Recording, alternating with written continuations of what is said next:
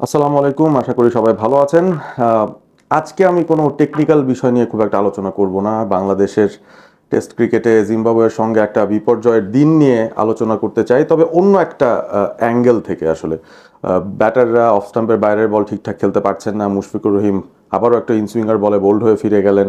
113 2 wicket, সেই জায়গা থেকে 140 রানে বাংলাদেশ অল আউট হয়ে যায়।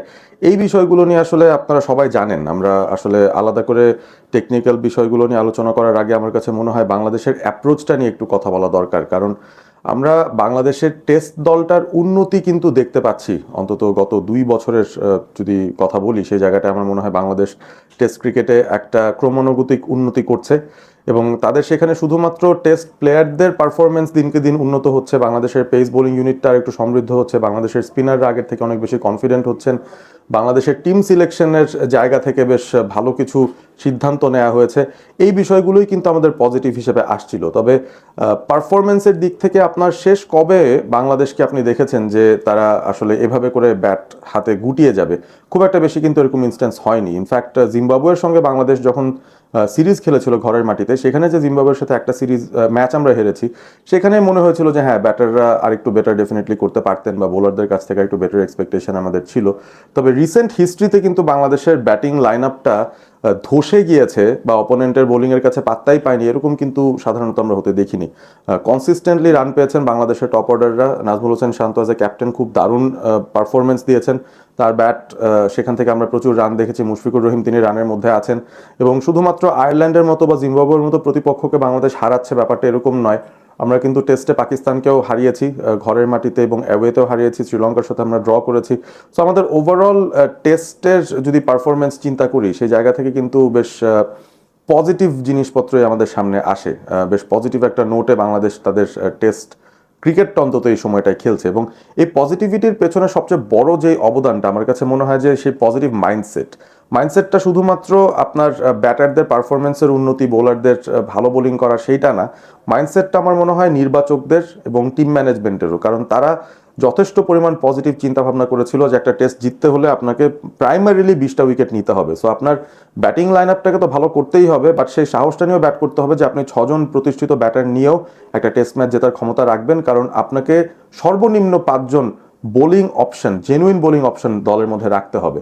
তো বাংলাদেশ এত দিন ধরে, বেশ কয়েকটা টানা টেস্ট সিরিজ ধরে যেই পলিসিটা মেনটেন করেছে, যে তারা 5জন বোলারকে খেলিয়েছে, যেখানে 3জন পেসার থাকতেন এবং তাইজুল আর মিরাজ থাকতেন। সো 5জন প্রতিষ্ঠিত বোলার বাংলাদেশ খেলাতো, এবং সেই জায়গাতে দেখা গিয়েছিল যে কন্ডিশন যেমনই হোক না কেন, যদি একটু টার্নিং কন্ডিশন হয়, সেখানে হয়তো মিরাজ এবং তাইজুলকে একটু বেশি দায়িত্ব নিয়ে বোলিং করতে হয়েছে। যখন পেস বোলিং নির্ভর কন্ডিশন হয়েছে, তখন হয়তো পেসারদেরকে বেশি দায়িত্ব নিতে হয়েছে। যখন একটা মরা উইকেটে খেলা হচ্ছে, যেখানে কিছু নেই, সেখানে একটা এক্স ফ্যাক্টরের প্রয়োজন। নাহিদ রানাকে দিয়ে আমরা কিন্তু সেই এক্স ফ্যাক্টরের কাজটাও করতে পেরেছি। সো ওভারঅল খুব ওয়েল ব্যালেন্সড একটা পেস বোলিং ইউনিট, একটা well balanced bowling unit in general আমাদের কিন্তু ছিল। বাট দিন শেষে যখন আপনি সেই প্ল্যান থেকে সরে আসেন, দিন শেষে যখন আপনি হঠাৎ করেই চিন্তা করেন জিম্বাবুয়ের এগেনস্টে আমাদের 4 বোলারই এনাফ, বা তাদেরকে দিয়েই আমরা কাজ করে ফেলতে পারবো, একটা মাত্র টেস্ট, যদিও এটা টেস্ট চ্যাম্পিয়নশিপের পার্টও নয়, তারপর আমার কাছে মনে হয়েছে ব্যাপারটা একটু ডিসঅ্যাপয়েন্টিং, এবং মনে হলো যে আমরা 2 ধাপ সামনে এগিয়ে 1 ধাপ আবার পিছিয়ে গেলাম কিনা আমাদের মাইন্ডসেটের জায়গা থেকে, যে আমরা 5জন বোলার নিয়ে একটা টেস্ট ম্যাচে নামলাম না। অ্যাওয়ে একটা সিরিজ, সেখানে হয়তো কন্ডিশন বাংলাদেশের মতো নয়, যেখানে স্পিনাররা খুব বেশি ইম্প্যাক্ট রাখতে পারবেন। সে কারণেই হয়তো এমন হতে পারে যে একটা মাত্র টেস্ট জিম্বাবুয়ের সঙ্গে খেলবে বাংলাদেশ, নাইম হাসানকে তারা ইনক্লুড করেনি। মেহেদী হাসান মিরাজ কিন্তু এই স্কোয়াডের মধ্যে নেই, লিটন কুমার দাস নেই। সুতরাং ডেবিউ পাওয়ার চান্স বেশ কয়েকজনেরই ছিল। এবং প্রিভিয়াস একটা ভিডিওতে আমি আসলে বলেছিলাম যে বাংলাদেশের এই 11টার মধ্যে আমরা বেশ কিছু পরিবর্তন দেখবো, অন্তত 2জনের ডেবিউ তো দেখবো ফর শিওর। আমার ধারণা ছিল তাওহিদ হৃদয় ডেবিউ পেয়ে যাবেন, এবং সেই সাথে অমিত হাসান তিনিও ডেবিউ পেয়ে যাবেন। কারণ লিটন দাস যেহেতু বাংলাদেশের main keeper, Mushfiqur Rahim backup keeper, Liton Das না থাকাতে অমিত হাসানের এন্ট্রিটা মোটামুটি নিশ্চিত ছিল যে তিনি খেলবেন, মিডল অর্ডারে ব্যাট করবেন এবং উইকেট কিপিং এর দায়িত্বটা তিনি পালন করবেন। তবে তাওহিদ হৃদয়কে রাখা হবে কি হবে না, বা কার জায়গায় তাকে ডেবিউ দেওয়া হবে, সেগুলো নিয়ে কিন্তু আলোচনা চলছিল। এবং আমার কাছে মনে হয়েছে যে তাকে আসলে ডেবিউ করানোর জন্যই কিনা বাংলাদেশ 7 ব্যাটার এবং 4 বোলার তত্ত্বতে গিয়েছে জিম্বাবুয়ের সঙ্গে এই টেস্টের মধ্যে। এবং আনফর্চুনেটলি আমি দেখলাম যে নাইম হাসানকে ড্রপ করা হয়েছে। অফকোর্স হয়তো বাংলাদেশ বিবেচনা করেছে যে এখানে আসলে পেসারদের একটা আলাদা স্পেশালিস্ট রোল থাকবে, সো 3 পেসারের অবদানই বেশি থাকবে, সেই কারণে হয়তো একজন এক্সট্রা স্পিনার তারা নেয়নি। এবং নাইম হাসান যেহেতু ব্যাটিংয়ে মিরাজের মতো অত পারদর্শী নন, সেই কারণে তাকে অলরাউন্ডার হিসেবেও ব্যাটার নাম্বার 7 হিসেবেও হয়তো খেলানোর সাহস টিম ম্যানেজমেন্ট করেনি। তারা 7 জন প্রতিষ্ঠিত ব্যাটার এবং 4 জন বোলার নিয়েই এই টেস্ট ম্যাচটা খেলতে নেমেছে। তবে ফলাফলটা কিন্তু আমরা দেখতে পাচ্ছি এখানে, আপনি 7 জন ব্যাটার নেওয়ার পরেও বিদেশের মাটিতে যখন আপনি 2 জনকে ডেবিউ দিবেন, 2 জন ব্যাটারকে ডেবিউ দিবেন, কঠিন কন্ডিশনে আপনাকে ব্যাট করতে হবে। টসে হেরেছিল বাংলাদেশ, টসে হেরে তারা ব্যাটিংয়ের সিদ্ধান্ত তাদের উপর চাপিয়ে দেওয়া হয়েছিল। সো এরকম ডিফিকাল্ট কন্ডিশনে আর্লি মর্নিং 9:30 স্টার্ট হারারেতে যে কোনো দলের জন্যই বেশ ডিফিকাল্ট একটা কাজ, এবং সেই ডিফিকাল্ট কাজটাই বাংলাদেশের ব্যাটাররা করতে কিন্তু আজকে ব্যর্থ হয়েছেন। তারা অনেক ইনিংস পরে আমি বলবো যে একটা ইনিংসে ব্যর্থ হয়েছেন দলগতভাবে। 140 রানে বাংলাদেশ গুটিয়ে গেছে, এবং সেখানে 2 ডেবিউট্যান্ট, তাদেরও কিন্তু পারফরমেন্সটা সেরকম আশানুরূপ ছিল না। অমিত হাসান এবং তাওহিদ হৃদয় দুজনই কিন্তু আজকে ফ্লপ করেছেন বলা যায়। সো এই যে অ্যাপ্রোচের পরিবর্তন, তাতে করে কিন্তু আপনি একটু ব্যাকফুটেই চলে গেলেন বলে আমার মনে হয়। সো কন্ডিশন যাই থাকুক না কেন, আমার মনে হয় উইনিং অ্যাপ্রোচটা বাংলাদেশের চিন্তা এভাবেই করা উচিত যে আমরা ইন এনি কেস 5 জন বোলার রাখবো। এখন ব্যাপারটা এভাবেও দেখতে পারেন যে এখানে আসলে নাইম হাসান খুব একটা কার্যকরী হবেন না, সেটাই যদি নির্বাচকদের ধারণা হয়।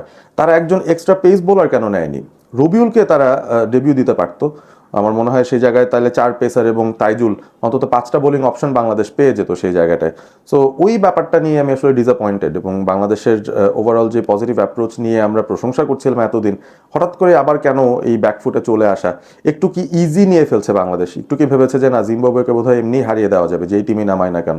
It is a test match, এটা ক্রিকেটের সবচেয়ে বর্ণাঢ্য সংস্করণ। এখানে আসলে আপনার এই ধরনের চিন্তা ভাবনার জায়গা থেকে পরিহার করতে হবে আপনাকে। এই ধরনের চিন্তা নিয়ে আপনি আসলে জিততে পারবেন না একটা টেস্ট, এবং বাংলাদেশ স্ট্রাগল করছে।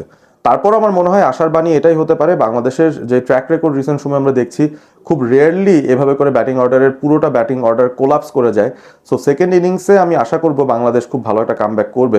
কাজটা ডেফিনেটলি কঠিন হবে, কারণ জিম্বাবুয়ে যেভাবে ব্যাট করছে, আমার মনে হয় যে তারা খুব বড় একটা লিড পেয়ে যেতে পারে বাংলাদেশের এগেনস্টে। এই টেস্ট ম্যাচটা বাঁচানো খুব কঠিন হতে পারে বাংলাদেশের জন্য, তবে আমি আশা ছাড়ছি না, কারণ বাংলাদেশের ব্যাটিংয়ের যে অভিজ্ঞতা রয়েছে, এবং সেই সাথে যেহেতু তারা 7 ব্যাটার নিয়েছেই, সেটার অ্যাডভান্টেজটা প্রথম ইনিংসে না নিতে পারলেও অন্তত সেকেন্ড ইনিংসে ম্যাচ বাঁচানোর জন্য যে ব্যাটিংটা করা দরকার, আমি আশা করব বাংলাদেশের সেই ব্যাটিংটা করার সামর্থ্য সাধ্য রয়েছে।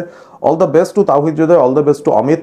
খুব কঠিন একটা পরিস্থিতিতে আপনাদের দুজনেরই ডেবিউটা হয়েছে বিদেশের মাটিতে, এবং আশা করব যে আপনারা এই কঠিন পরিস্থিতি থেকে বেরিয়ে আসতে পারবেন, দলের জন্য একটা ভালো কন্ট্রিবিউশন দিতে পারবেন। কারণ বোলার মাত্র 4 জন, বাংলাদেশ কিন্তু বেশ চাপের মধ্যেই থাকবে এই পুরো টেস্ট ম্যাচে, এইটা অন্তত নিশ্চিত করে বলা যায়। আপনারা কমেন্ট করে জানিয়ে দিন আপনাদের মতামত। স্টার্টিং 11টা আসলে সিলেকশনের জায়গা থেকে আপনাদের কাছে কি একটু নেগেটিভ মনে হয়েছে কিনা, এবং বাংলাদেশের ব্যাটারদের অ্যাপ্রোচ নিয়েও আপনাদের যদি কোনো কমেন্টস থাকে সেটাও জানিয়ে দিতে পারেন। থাকবেন অল স্পোর্ট এবিপির সঙ্গে।